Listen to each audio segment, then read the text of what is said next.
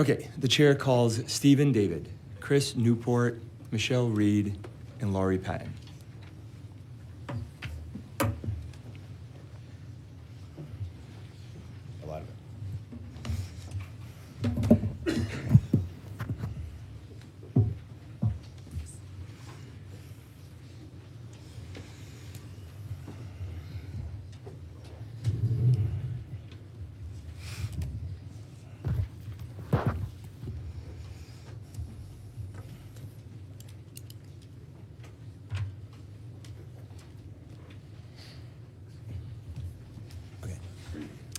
All right, Mr. David, we show you registered as Stephen David on behalf of the City of Houston, and that you will be testifying neutrally. Is that correct? That's correct. Awesome.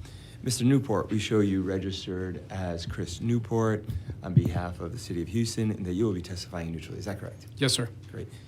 Ms. Reed, we show you registered as Michelle Reed on behalf of Ernst & Young, LLP, and that you will be testifying neutrally. Is that correct? Yes. Okay. And Ms. Patton, we show you registered as Laurie Patton on behalf of Ernst & Young, and that you will be testifying neutrally. Is that correct? That is correct. Great. Thank you all for being here. Let's go. Chairman Capriglione, members of the committee, thank you so much for letting us be here. Before I start the testimony, I'd like to say, in the vein of efficiency, I commend the efficiency of your air conditioning system. I am testifying as a human icicle. Thank you. It's pretty cold. So it's an honor to testify before this committee and share the results of Houston's recent efficiency study, an effort that speaks to a core value that I think we all share, which is good government. Mayor Whitmire remains laser focused on transparency in everything that we do and is committed to eliminating duplications of waste and conflicts of interest. Beginning in October of 23, then Senator Whitmire charged Chris and I to begin developing a scope of work to understand the full picture of city operations, recognizing that it was critical to setting a course for the future. With approval from the Houston City Council in May of 24, we commissioned an independent third-party review of the entire enterprise, 22 departments, to develop an understanding of financial operations, organizational structure, performance, and fiscal risk. The goal was simple: to identify what's working, what needs improvement, and where we can be more efficient in delivering services to Houstonians. Performance management and delivering quality service to Houstonians was an important focus of this exercise. While Houston has built a strong foundation in performance management by tracking key metrics across departments, establishing a culture of data-driven decision-making, and establishing innovative programs like outcome-based budgeting, we also learned that we're not measuring the right things as effectively as we should be. Out of more than 600 performance indicators, only 7% measure actual outcomes. This means that we can tell you how much work we're doing, but we really can't do a good job of explaining how we're delivering good services back to Houstonians. So one of the most revealing aspects of the assessment was the structure of Houston's government itself, how our departments are organized, how the work flows, and how employees experience their roles. We found that employees spend over 30% of their time on administrative tasks rather than delivering direct services, signaling inefficiencies that slow down operations and reduce productivity. Additionally, our organizational structure has grown organically over time. I've heard a lot of y'all talk about the size of government. We've been creating too many layers of management, with 42% of our people managers overseeing just 1 to 3 direct reports. That's not just an issue of hierarchy, it also creates decision-making, speed, accountability, and whether we're truly structured to serve residents as effectively as possible. The report also highlighted challenges in career pathways and job classifications, where outdated job descriptions and unclear promotional tracks are making it harder to recruit and retain our talent. And while Houston has a hardworking public workforce, we found gaps in change management, meaning new initiatives, whether in technology, process improvement, service delivery, often lack the dedicated support to be implemented smoothly and successfully. These findings aren't just observation, they're opportunities to modernize how our government operates, ensuring that our people, process, and structure are aligned to meet the challenges of today and tomorrow. Our financial position was another critical focus. While Houston maintained a strong fund balance in the few years prior to Mayor Whitmire's first term, it was largely due to federal relief funding acting as a stopgap to a structurally imbalanced budget. Houston spent 81% of our stimulus dollars on government operations, whereas the nationwide average was about half that. With those one-time funds expired, we have to ensure that we're on a sustainable path. That requires not just balancing the books, but making smart long-term investments. Additionally, we decided to focus on procurement, the way we manage contracts and our vendor relationships, a topic that you just went into. This assessment highlighted inefficiencies, instances of redundant contracts, and areas where we could strengthen oversight. Every dollar we should spend should be working as hard as possible for our residents, and we have an opportunity to do better. Specifically, there's a unique opportunity to streamline processes around contracts, which have historically received little centralized oversight, and renegotiate terms and conditions, minimize the number of overlapping contracts, and materially reduce the cost of doing business for the City of Houston. Our current estimates for savings by coordinating contract and spend is a 5 to 15% reduction in spend on goods and services, and in our money, that's about $100 million of reduction that we think that we can achieve. But for example, 12% of our spend in fiscal year 24 was off contract. And so we had a ton of on-contract spend. We had a little bit of spend on city credit cards, but a large portion of that was just off-contract, and we lose all the benefits of terms and services that were negotiated ahead of time and rates that include the economies of scale. And finally, the forensic accounting review that we did provided a critical lens into Houston's financial records, financial controls, revealing both strengths and areas of risk. While the city has established vendor management systems, gaps in oversights and monitoring have led to inefficiencies and potential vulnerabilities. This assessment flagged instances of duplicate vendor records, payments to vendors registered at residential addresses, and non-standard purchasing practices that were used that require stronger controls. Additionally, the report identified cases where city-issued procurement cards, we call them P cards, were used to split transactions, potentially bypassing spending limits and oversight mechanisms. These issues don't necessarily indicate widespread misuse, but they underscore the need for enhanced contract audits, stricter vendor verification processes, and clear procurement policies to ensure every taxpayer dollar is spent responsibly. The report also called for a standardized approach to monitoring high-risk transactions, which include more rigorous vendor evaluations and proactive system controls to prevent improper payments before they occur. By tightening these financial safeguards, Houston can reduce waste, mitigate risk, and reinforce public confidence in how city funds are managed. Now, stepping back a little bit from the specifics, I want to emphasize why a process like this matters to Mayor Whitmire, to residents of Houston, and why I think it matters to y'all too in this committee, is that it's not just for us, but and for every level of government, but conducting an independent assessment is more than finding efficiencies. It's about establishing trust. Government at its best is responsive, transparent, and accountable, all the things we want it to be. But when we take a hard look at ourselves, when we invite outside experts to scrutinize our operations and commit to acting on their findings, we demonstrate to the public that we take their trust seriously. This assessment wasn't about politics. It isn't about pointing fingers. It's about making Houston better. And that's what good governance is about. It's not about claiming perfection. It's about the relentless pursuit of improvement. The people we serve deserve nothing less.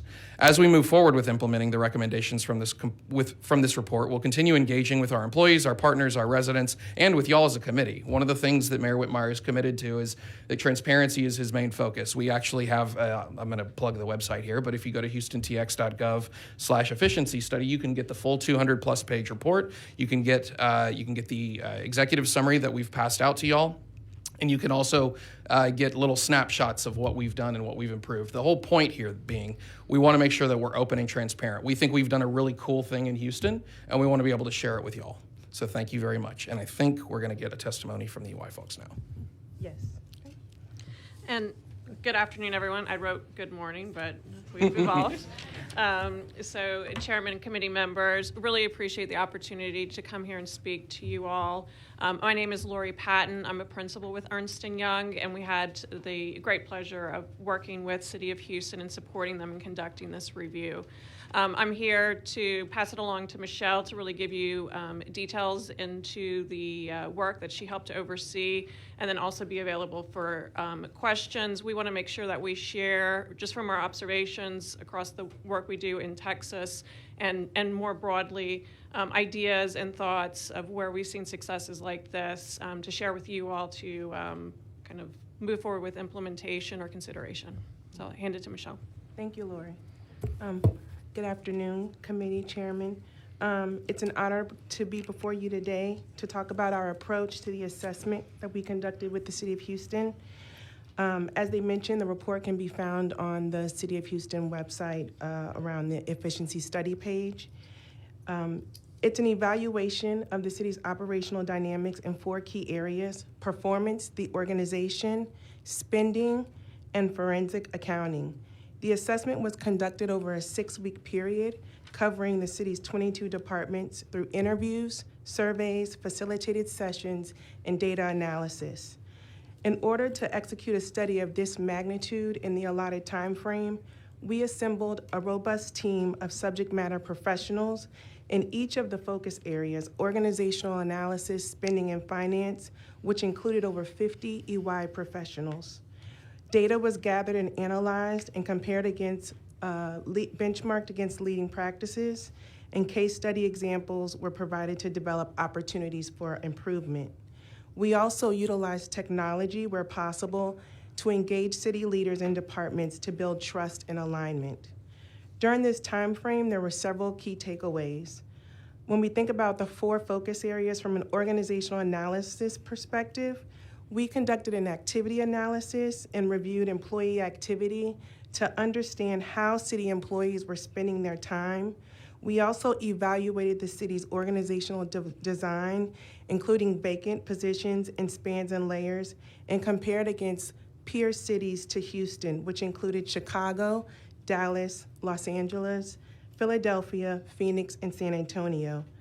From a forensic analysis perspective, we reviewed the city's data utilizing custom-built technology to identify unusual transactional patterns, directional indicators, and vulnerabilities to fraud, waste, and abuse. From a spending perspective, we reviewed the city's financial data and procurement data, procurement card data to determine spend by vendor and across departments, and really to gain an understanding of this city's approach to category management and strategic sourcing. From a performance analysis perspective, we evaluated the city's key performance indicators and identified areas where measurements could be more outcome-focused, and also compared those KPIs against peer cities. In reflecting upon the work performed and the experiences with similar assessments, there are a few things that we thought would be helpful for the committee. One, from a transparency perspective, the City of Houston is committed to creating a city government that is more transparent, efficient, and focused on delivering results. And that's a quote from Mayor Whitmire. And as a part of that, demonstrating that commitment, the full 200-plus page report was made available to the public. From a collaboration standpoint, as it relates to engagement with the city through this process, I personally can't speak enough about the collaborative spirit of the City of Houston employees. Oftentimes throughout this process, they were eager to provide observations in areas which they believed could be improved based on their experience and tenure with the city. Third, we were an objective third party and were able to provide an unbiased point of view, which allowed us to focus on delivering an effective, fact-driven report. From a data perspective, data obviously is foundational to this type of work and is needed to be timely and accurate. We utilized advanced technology where necessary to prepare that data analysis, and also compared against internal and external data sets. We also utilized dashboards to support the development of repeatable processes and monitoring for an ongoing basis.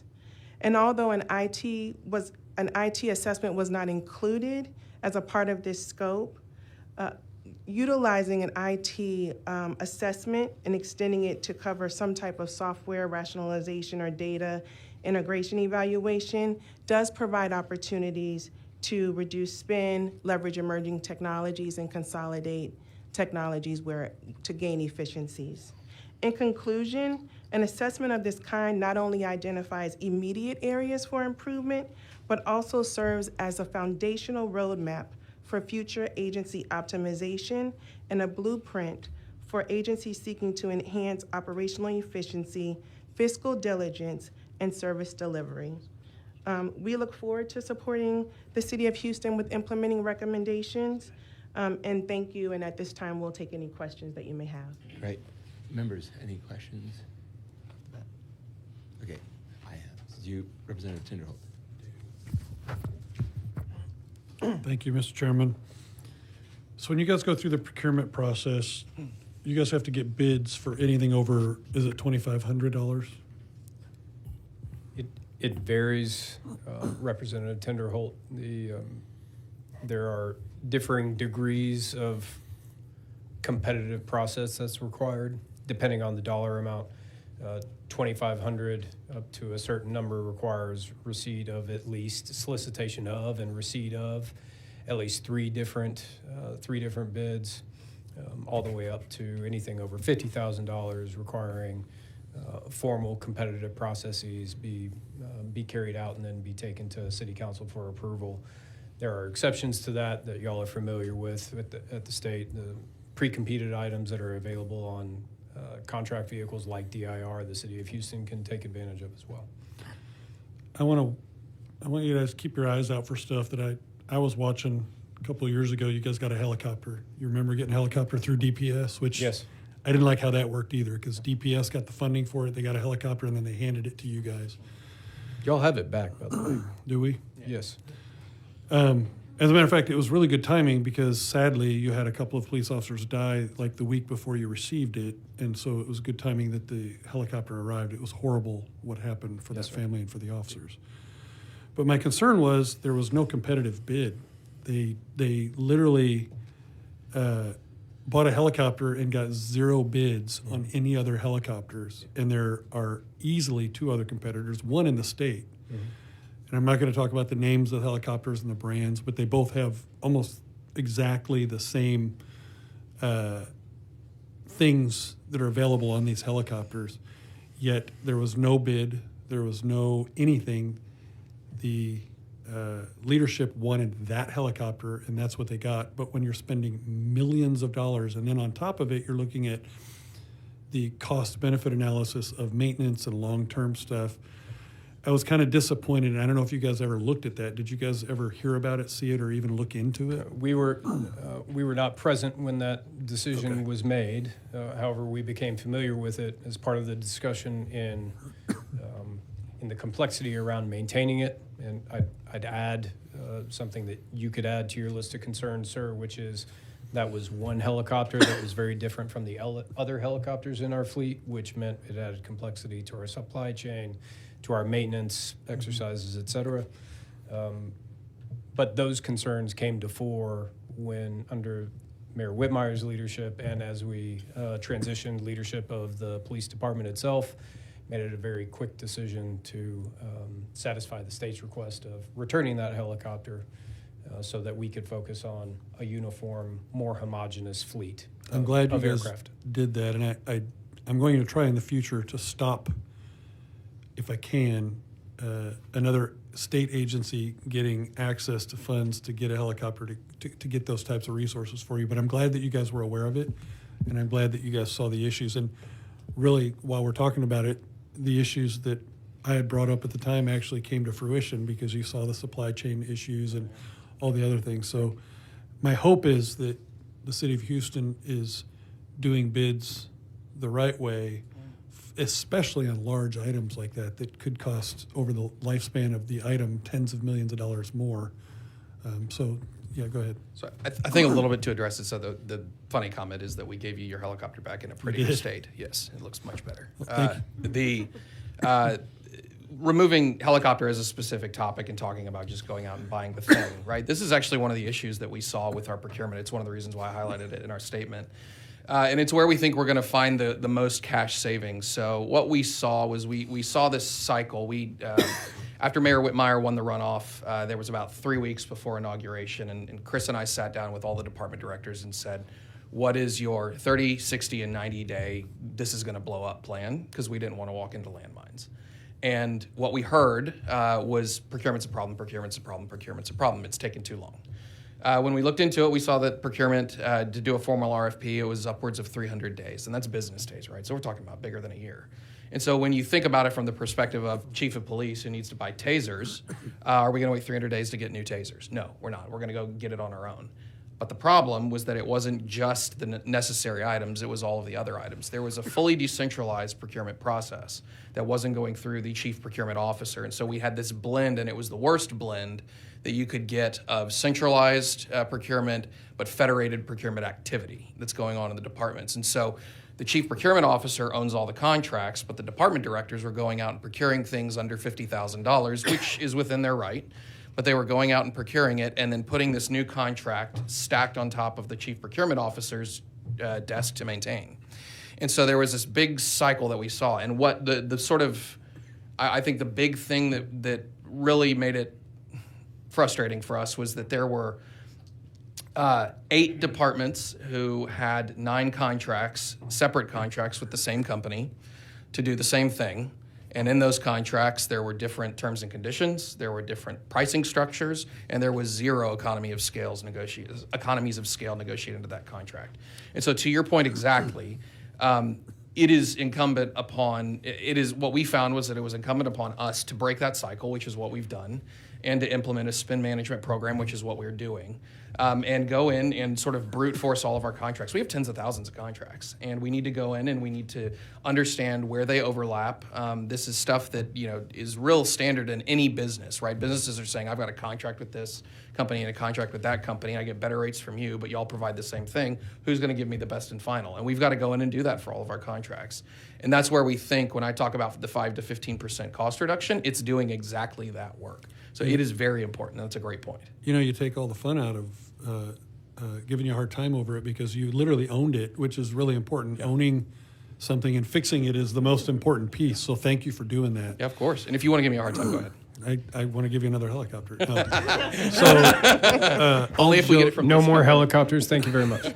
All joking aside, though, another piece to consider looking at, I know you're responsible for your city, but if there's other smaller cities looking out here, when you're buying, for instance, you're buying 1,000 tasers, it would be really, really smart for some of these smaller cities and maybe for you to reach out to the constable's office and all these and do a bulk purchase. Because some of these small departments that have 10, 15, 20 people are going to pay $900 for that taser when you guys may be getting them for $7. And the same thing with vehicles. When you do a huge fleet purchase, if you guys buy 1,000 vehicles and there's 10 departments that hopefully you guys are doing it with the county and the city, maybe not, but at least allowing other cities to potentially tack on to some of the purchases because taxpayers matter no matter where they are. There's no question about it. Representative Tenderholt. I think. Can you get closer to the mic? Sir. There you go. Yes. Accomplishing that was going to be exceptionally more difficult before this analysis than after. One of the primary challenges walking into the door, and we know this from previous experience, our personal previous experience, but this is not unique to the city of Houston. It is common across government entities. It's common in the private sector. You cannot see through the way that the budget of the city of Houston was organized into 22 distinct columns, each of personnel, supplies, and services. The city of Houston has generally been organized to produce an annual budget and to speak budget, and looking through that, across that, reframing the spending was one of the primary objectives that we have that EY performed for us for each of those categories.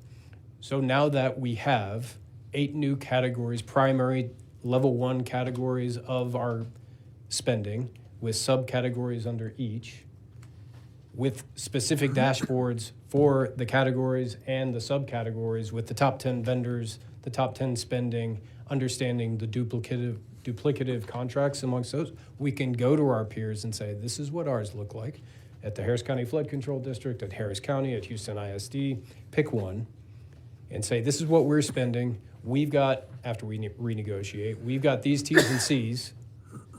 What are you spending? Does it make sense for us to pool together to go compete a new contract for those services? Or might you execute an ILA to take advantage of our T's and C's within this category that could help you out? Yep, I like that, and I think the last thing I'll do is make a statement, because we're trying to find out how to be efficient. I wonder if we might want to have at the state level a repository of lessons learned, because I'm just going to say cities. I'm not saying they're doing poor or not poor, but a Dallas, a San Antonio, a Harris County, Travis County, San Antonio might really benefit from the lessons you guys learned and maybe the model that you've created. but then you might benefit from a model that they've created doing something else. And so I'd like to suggest maybe to the chairman that maybe a repository for lessons learned for cities, counties, and local governments and school districts, lessons learned and success stories and failures, right? Hey, we failed at doing X, Y, Z. If you're doing this, this is how we solved it. Because we're here today to save 35 million people, taxpayers. We're here to save them money and resources, regardless of whether they're in Houston or Fort Worth, right? So thank you guys for coming and for answering my questions and owning some of that stuff. Thank you. Members, any questions? Representative Kane. Okay. For anybody on the panel for the city of Houston, have any of the maybe other local governments, cities, maybe in Harris County, reached out to anybody saying, hey man, I like what you guys did. Could y'all help us do that in our city? So we are doing the road show for this. We do talk about, we proselytize it from the mountaintop. We're very proud of the work we did. Yeah. On the road show, have you talked to any other cities in Harris County? We are talking to Harris County. We are going to go reach out to the other cities about this. We've shared the report with other organizations. I just love to know which cities don't want to follow suit. That's all. But, Nobody has said no, but nobody has jumped up and said yes. okay. I don't know if y'all were in here when we had DIR up. That was several hours ago. I was. Do y'all use DIR? Yeah, absolutely. We use a whole bunch of co-ops across the state. We use Omnia, we use DIR, we use all the co-ops. DIR is a wonderful resource for us. What you use others, and say why are they more efficient, or I'm just curious? Sometimes they have better pricing. Sometimes they have a quicker turnaround. DIR is DIR with the state of Texas. There are others that are multi-state. There are others that sit across the U.S. And so we try and our chief procurement officer focuses on utilizing whatever is available to get the resource the quickest. So we're procuring things like garbage trucks and police cars, and those things I'm aren't just made talking about for exclusively tech. here. Yeah, like IT, cybersecurity. Oh yeah, we have an Omnia software. contract to get all of our Microsoft products, for example, and we use it through DIR. Okay, thank you. And Representative Curry. Yes, thank you, Chairman. So first and foremost, I was highly disappointed to hear Representative Tenderholt's position on helicopters because I'd like one. We don't have any to give you, sir. And so, anyway, I'm sorry that you can't give me yours back because I would have taken it and worked with him. But anyway, I do want to say that I totally commend you on your process. I totally commend you on your public disclosure. Transparency is huge. And you can tell Senator or Mayor Whitmire that I appreciate him supporting this and being the leader of this effort with y'all. Y'all are awesome, and thank you.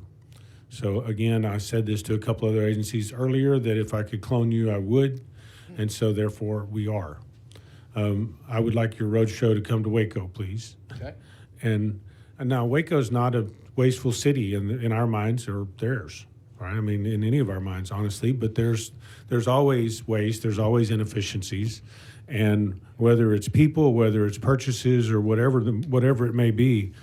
So I'm going to go to tasers because I think Representative Tenderholt made a good point on tasers. So would it be beneficial, considering that Texas is, I've heard 8th largest, I've heard 7th largest economy in the world. I think we just passed France. But I'm not 100% sure of that, so don't quote me in case I'm online, which I know I am. But we should be one of the largest purchasers of goods and services in the world. And consequently, we should have most favored nation pricing. Would it be beneficial to you if you could tag on, and you and all the other communities in Houston and Harris County and the whole area and the whole state that where taxpayers are paying for things, if they could actually purchase them at most favored nation pricing the way the state of Texas does, or should, let's say. With the admission that I am not sufficiently technically read up on everything that goes into most favored nation status, it sounds like it's potentially lower than we pay now, and yes, sir. Okay, so just so you know, Yes. I'm using that as a term. It's a technical, it's a term actually a of art legal and term in revenue. contracts on Yes. purchasing things, but it basically ensures that you don't have they that nobody can sell for a lower price to someone else. And if they do, they provide that lower price to you. Assuming whatever you they can do. get that in a contract. So just so you understand, I mean, first and foremost, you'd have to have a contract. But my goal and my aim is for us to be able to do contracts like that every taxpayer funded entity in the state of Texas can participate.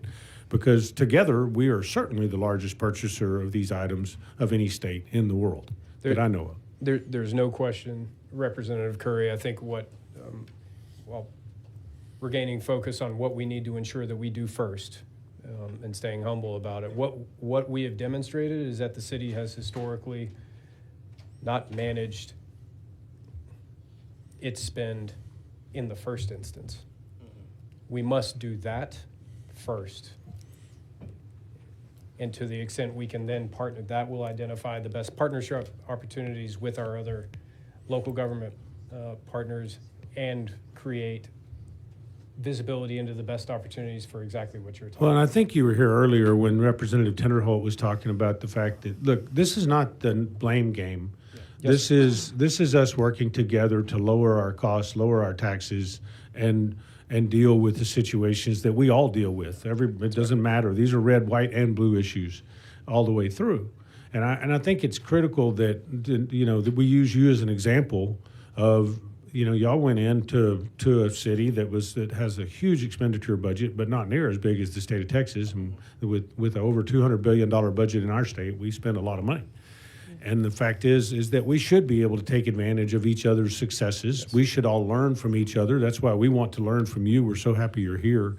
I would like to say, and this may be a little too much in the spirit of transparency, but how much did this particular study cost based upon these guidelines? And if you can't tell me because of confidentiality or something, please say It's so. a public record, so we can tell you. I'd also like to reserve the right to tell you the story about I'd love for you to cost. do And it's that. one of the reasons why EY is the best. So Chris and I actually came from management consulting prior to the mayor asked us to serve the public, and so we did. In corporate world and management consulting, we all do corporate espionage. We all know each other's profit margins. And so when we went and did the procurement process, purposefully, we did not touch the procurement process at all, right? Because we came from those, it's got to be completely separate and walled off. And so what we did was there's the opportunity for all of the vendors to ask questions. Everybody jumps on a Teams call, and this is clarification style questions. When we went on, the 1 minute statement that I made was, I come from management consulting. I came from a competitor. I know all of your billable rates. Don't gouge us. And so EY gave us the absolute best product and the best pricing, and it was $580,000. Okay. And they did it over about 8 to 10 weeks. It took longer over time, but that was our problem. Chris and our job, and this is going to be for all of y'all's constituent cities to think through as you think about what the DOGE committee does next and what requirements you put. Sometimes people will throw up roadblocks. There needs to be people in the executive realm who can go and remove roadblocks quickly. There was at one point a couple of very silly ones around whether or not they could meet certain requirements being a global consulting firm. And so there are, governments will push up roadblocks. Okay, so this is a rhetorical question for Ernst & Young, or EY, I'm sorry. But assuming that there were 22 departments involved here and we have like 30 plus agencies, I'm guessing that it'd be about a third more to do one for us. Never mind. We can Don't answer that negotiate it question, right please. I think they prefer percentage of budget. I would like, no. Let me just go there. We're let happy me, to take that offline, I mean, Representative Curry. Mr. Chairman, with all due respect, I would just say no to that. But anyway, sorry. So I would like to get a little deeper into the technology that you used and how you took the data from one spot to another, manipulated it to the point that you needed to get to the answers you needed. I am a KPI guy. I am definitely a data-driven person in business. So I'd like to understand how you did that and how you felt and how all of you felt very protected that the data that you were using was highly protected based on cybersecurity and other things, please. Certainly. What do You you- want Sure. So a number of different things used in terms of data cleansing and So it's everything from, for example, you can usually identify the straightforward duplicates, entries. So if you have someone showing up in the vendor master file the exact same way. So you'll really have to incorporate fuzzy logic is one thing where you're looking for, so if you take Ernst & Young, for example, we're going to show up as EY. They could have created another vendor of Ernst & Young, and then there was a autocorrect issue, and you have an Earnest & Young showing up. So the fuzzy logic helps to look beyond the exact matches and really get into some of that.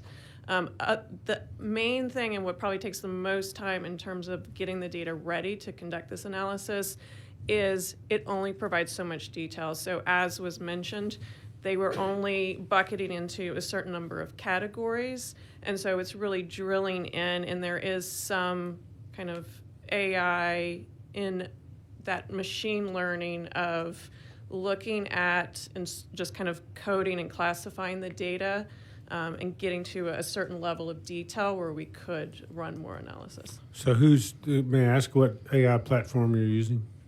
We've self-developed our own kind of large language models so that we can have that security. And are you keeping it into a protected server environment that nobody else can touch? Correct. And y'all were comfortable with the way the data was handled? We were, sir. We put an extensive amount of rigor into the review and understanding of what client data protection protocols and policies all of the vendors that were under consideration. And after, prior to final selection, then immediately after, Stephen was describing one of these conversations, got deeper into demonstration of what those policies and procedures looked like. EY has rather rigorous standards, unsurprising given the work that they're in, but there's still a verify component to that besides just reading the client-facing policy. But we were confident, we remain confident. There are a number of different providers that have particularly reputable firms that operate globally, typically have rather robust systems in place beyond those that local governments have the capacity to produce internally. Ourselves, our needs are different, resourcing is different. We have different exposure to reputational risk, while still intense and high. It's different stakes to it.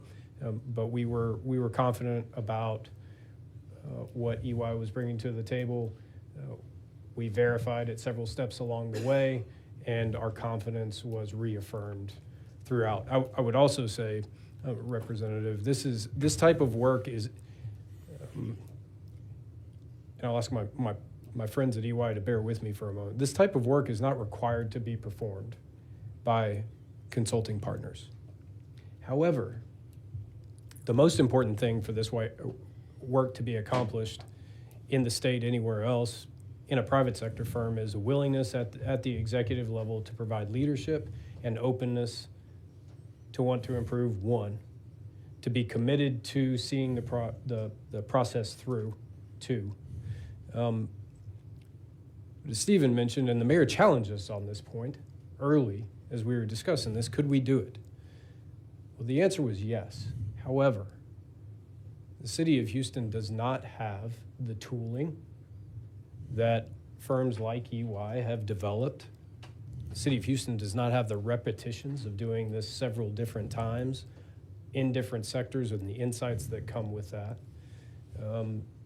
And the city of Houston does not have the expertise in the different domain areas to assess things in the way and at the speed that a specialized partner can provide. And more importantly, we have day jobs that at times involve marshaling citywide responses to presidentially declared disasters, but this work must continue, right? So having the dedicated capacity to this important work all speaks to why we're sitting in front of you several weeks after really a calendar quarter spent in producing these results and talking about what we're going to do next, as opposed to 18 months after we initiated the project, completed the analysis, and so forth.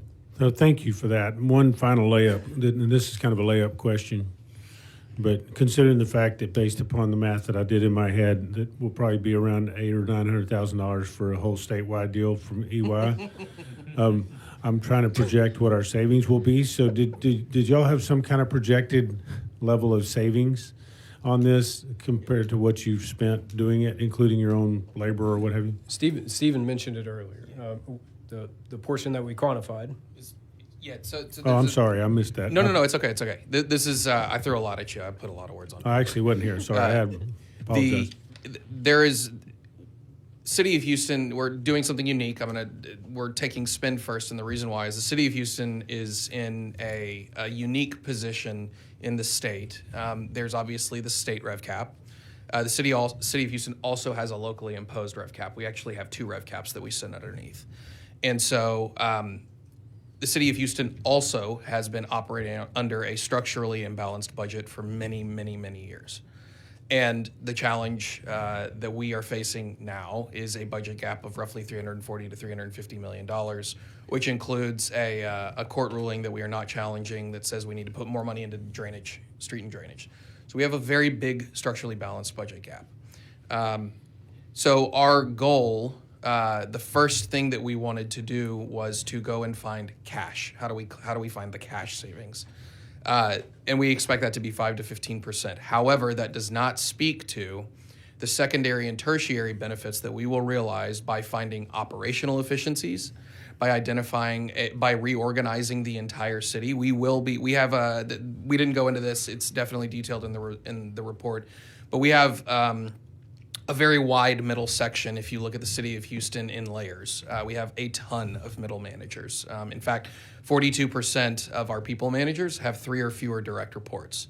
The mayor has set an expectation that the departments will be submitting with their budget a plan for reorganization to address that exact specific issue. There are going to be realized cost savings that, as of right now, we don't believe that we're not comfortable enough to quantify them. We will be coming back and revising those cost estimates because we want to learn from it. And to be quite honest, this exercise hasn't been an exercise of secret sauce. We want to share it with our partners, whether it's the state, whether it's other cities in the county, whether it's other counties. We want them to learn from this. This is really good work and good things to learn from, which includes the cost estimates that we see. But as of right now, we believe that we can reduce expenditures by 5 to 15%. Okay, well, I'm just trying to set expectations just a little bit here to understand that, the numbers you're talking about that are 5 to 15% or somewhere in the $17 to $45 million range. I'm going to round it to $50 million. So I'm going to round it to like a 100x of what it costs to do this if you get to the top of it. Oh, I see. The return, sir? Yes, the return. Correct. I'm looking for ROI. We anticipate a significant return on this initial investment. Thank you. I'm very proud of the City of Houston. Thank you for what you're doing. We're pretty short. We're not good at layups, sir. Members, any questions? Representative Chocolate. Kudos, guys. Thank you for taking the initiative to do this. In your, can you just walk me through the timeline? So you said beginning in October 2023. So is he already the mayor, or was before the general, before the runoff? And he kind of just laid out a vision, That's right. and then once he was elected, the city council adopted it. That's right. So there was he spent the entire campaign talking about that the City of Houston needs to get rid of fraud, waste, and abuse. Right. It's the exact panel that we're sitting under. Right. We had already begun speaking about how do we understand the organization, how do we understand the performance metrics behind it, and how do we understand how we're spending our money, the who, what, and where. We added the 4th work stream, which is when we began developing the draft, October of 23, forensic accounting. We did a forensic accounting exercise. We have a forensic accounting dashboard. And the part of the reason why was because there was sort of a triple shot in the news of a former political staffer getting arrested and put in jail for bribery. There was the theft of about $4.5 million by a public works employee who is now serving 10 years in prison after pleading guilty. And then there was a tax increment reinvestment zone employee who stole $8.5 million in a, you cannot make this up, love triangle between him, a mistress, and a porn star. it was real serious. And so the mayor said, we also need to find all of these things. And so the idea behind it was, let's do all the good government stuff, but let's also add forensic accounting. And it turns out that there are a bunch of ways that we can improve the checks and balances that we have. Yeah. And so it was an October 23 draft. January, February of 24, after he was inaugurated, we wrote the final version of it. May of 24, it passed city council, and then we had these weird things called a hurricane show up. The derecho and then the hurricane. And so they began in earnest in July, August. Great. In my previous role as an Austin City Council member, I supported something very similar. The resolution, unfortunately, did not pass the council. I think it was a very narrow, like maybe one member vote. But I just want to say that this is not, good government is not a Republican or Democrat thing. If you have good leadership a good leader wants the organization that they lead to run efficiently and effectively and to serve the people to the best of their ability. And so I am just very hopeful that other cities, hopefully including Austin, will take up this challenge, seeing the great results of not being scared to lean into an initiative and make the city better. I think it's just a win-win, and thank you guys for being so vocal about why you did it and your success here. And I hope we see it in more cities. Thank you. And to steal a line from Mayor Whitmire, you can't fix what you can't admit is broken. You got to figure it out. Excellent point. Thank you. Thank you. Members, any questions? Representative Cook. I'll have to admit, when I saw the city of Houston on this list of witnesses, I was like, what's this about?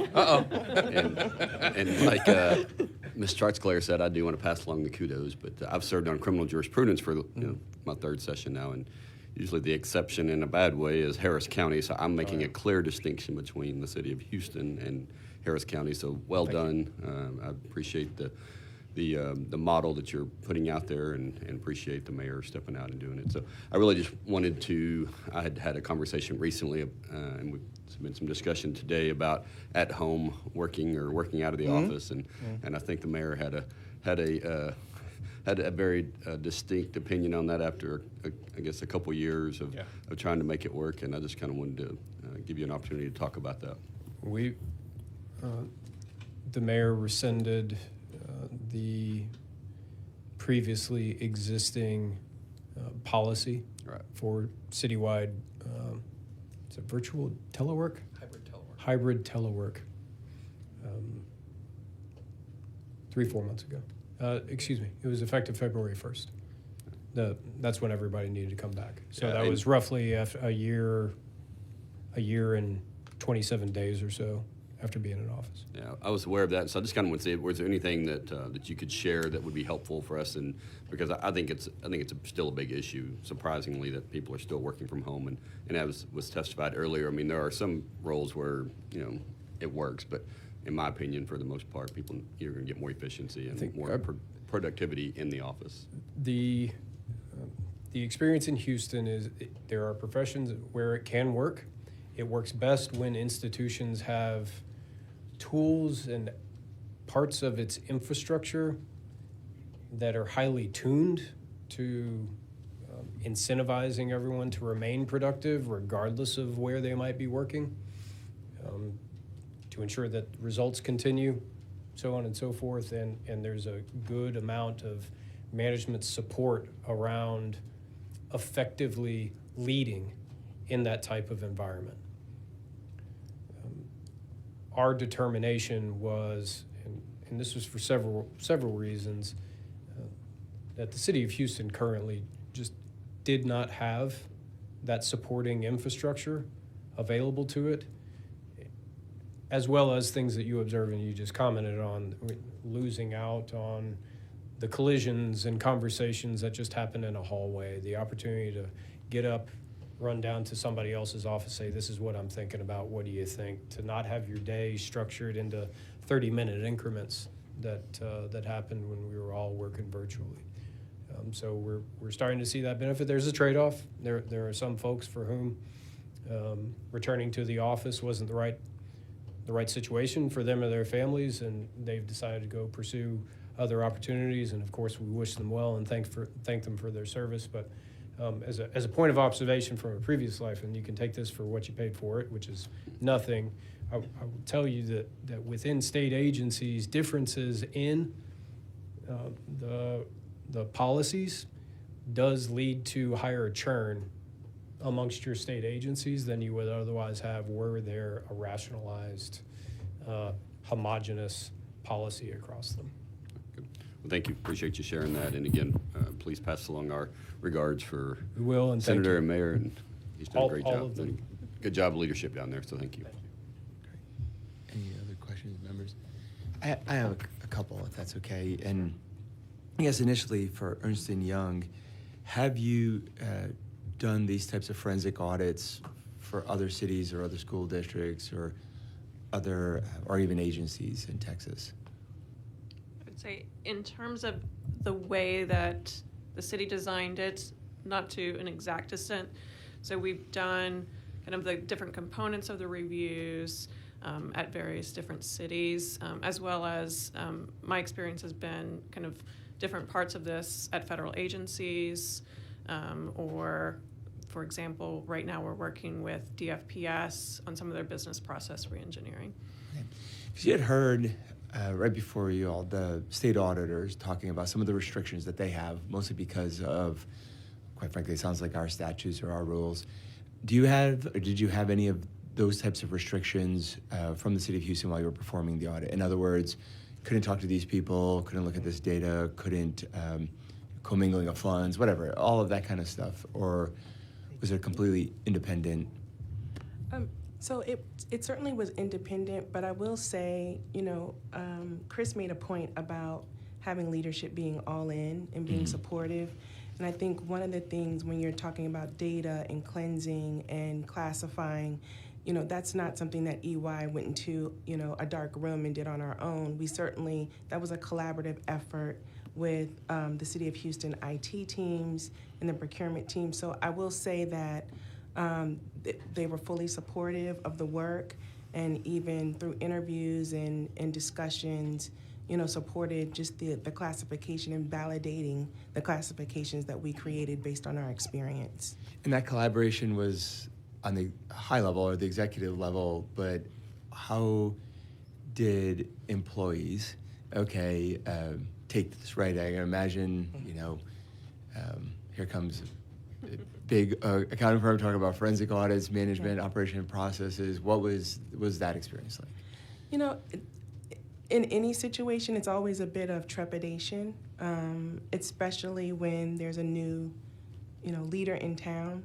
Obviously, individuals want to understand if someone like Ernest & Young comes in, are their jobs at risk? And our team's focus was to really note that this was a collaborative process, and we were here to understand what the challenges were, document those, compare those against leading practices, and really also just understand the environment to be able to provide recommendations for improvements. This wasn't, some type of, witch hunt or gotcha, if you will. So, Chairman, the one thing that I'd like to add to that, and this is a yes and to what she just said. One of the things that they suggested, which was an inspired idea, was we did 12,000 surveys of employees, and it was the time and motion stuff, where what are you doing, where do you think the value is, and we got great participation out of the employees of the city of Houston. They were very willing and forthcoming with the information that they gave. And I think that was the key to being able to understand that information. And one of the other things that is really important is, and to Michelle's point, we had conversations with the department directors, and we had general conversations with employees as well, that performance is not punishment. Performance is performance. We need to improve the service that we deliver to Houstonians, in y'all's case, residents of Texas. And so when we talk about performance, you can't just take it negatively, because it's going to be a conversation in which you sort of come at it from different angles, but the ultimate goal is to solve the problem. And so Chris has a phrase, and I love the phrase, is we all stare at the problem until the person makes themselves the problem, right? We're just here to solve problems, that's it. So, and I want to talk about the forensic audit a little bit, but the other part's fascinating too, right? I mean, at the end of the day, you can make sure the numbers all tie, but you also have to make sure in the future that you got leadership in place, you got good governance, you've got certain processes.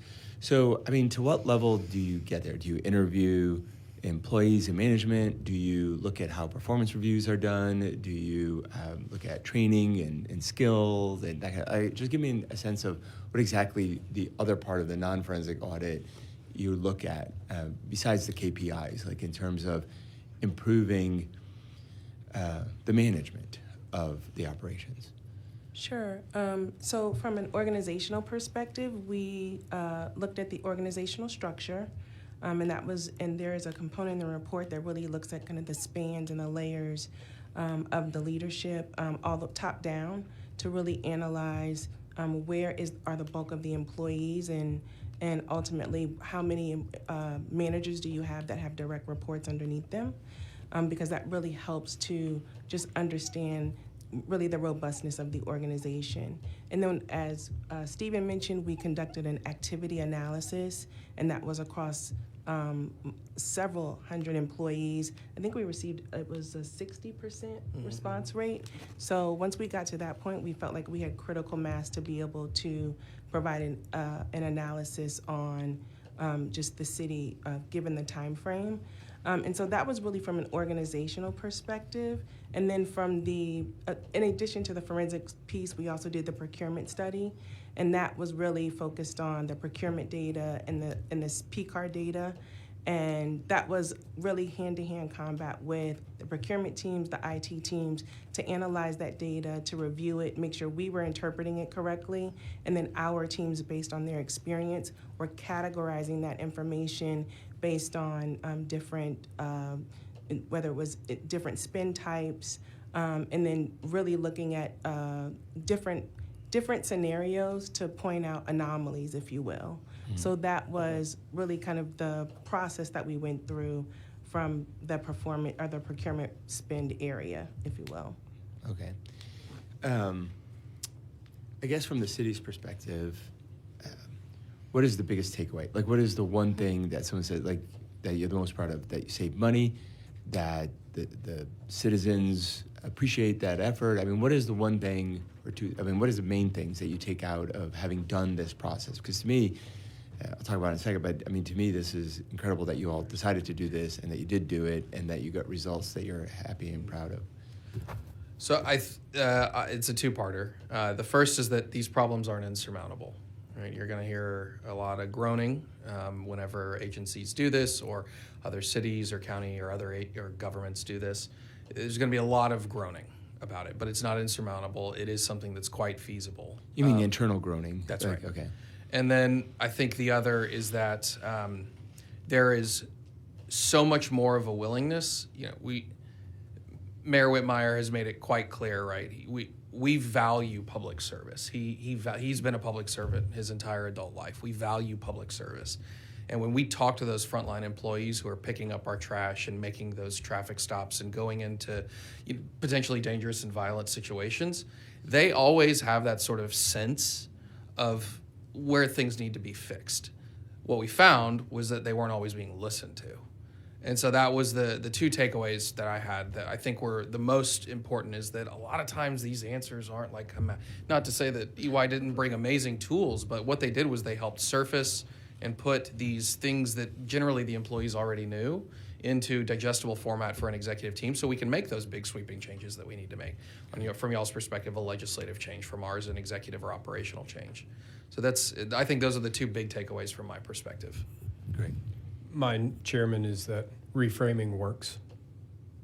A different perspective works, and it renders visibility, not only that is helpful for the executive leadership of the enterprise, in this case, those of us in the mayor's office seeking to fulfill the mayor's vision that he set out on the campaign and every day that we walk into the office, but that it also meets an unmet need when done genuinely, that the other leaders across departments and those that work for those leaders, I think it resonates with them, that there's, as going through this process can demonstrate a genuine pursuit of making things improved, not only for Houstonians, but improving their day-to-day conditions and enabling them to do more. It can create a path to go from today, where the city of Houston, if you asked us to scale a dramatically effective program, we could not without pulling from another dramatically effective program. With the visibility that's been rendered by being willing to go through this exercise and having exceptional support from wonderful partners who are sitting next to us, we've got a roadmap. We will have to step through adversity together, but I believe the City of Houston team is stronger, having gone through this initial phase, more willing and more committed to stepping through the stress that we're going to go through for the next 12 to 18 months, but everyone can see something brighter waiting on the other side. Sure. Oh, that's great. And I hope that the result of this committee and this session is that we look at how we can implement these types of audits in some of our cities, some of our school districts, some of our agencies. And I don't know if that's done alphabetically, formulaically, or at random, but I think that would be a win for us too, because the point is that we're going to learn from what you all did and what we might have in different places, kind of best practices that even those who are not part of a forensic audit or another audit can benefit from. And so appreciate all of you and your testimony and for being here today. Thank you. Thank you very much. Thank you very much.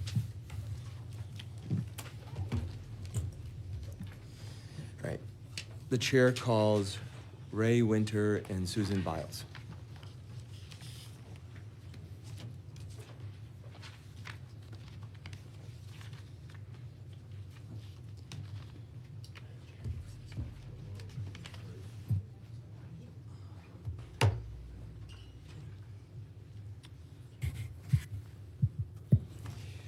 All right. Thank you, Mr. Winter. We show you